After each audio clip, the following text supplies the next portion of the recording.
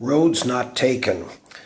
These little tales are not coming to you from the islands of regret.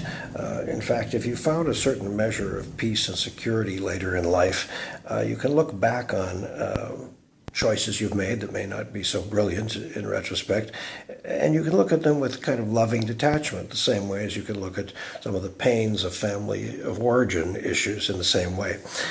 So when I was about 15, I was given 3 extraordinary opportunities, and I blew every one of them.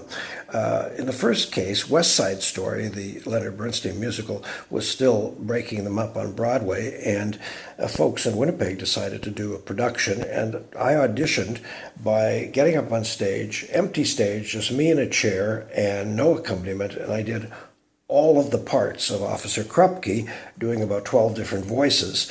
And the director, who was a legendary guy, just loved me, and he said, came up and congratulated me, and he said, can you sing Scales? And I had no idea what he's talking about. And I said, sure, Scales, in a big Caruso-like voice, and he just fell on the floor laughing, and he got the piano player to play some scales, and I sang scales, and he offered me a part as one of the Sharks, the Puerto Rican kids. And I said, great, how much are you paying? And he said, $60 a week. This is in the late 50s.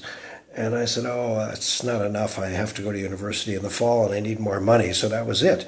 I wasn't in the show, and I did see it, and it was magnificent, and he did many smart things, but one was brilliant. He hired the corps de ballet of the Royal Winnipeg to be the dancers, and they just knocked you out of your seats.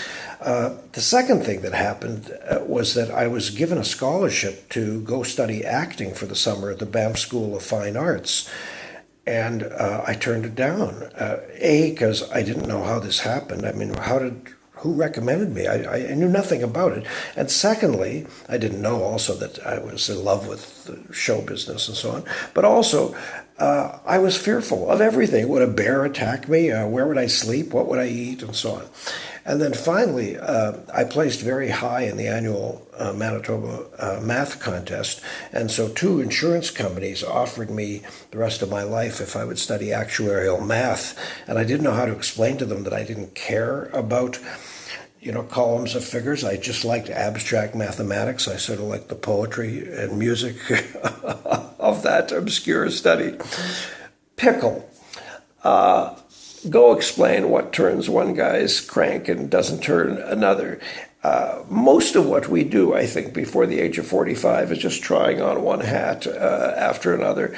And blessed is he or she who figures out what they're really doing before the age of 45. How about 25?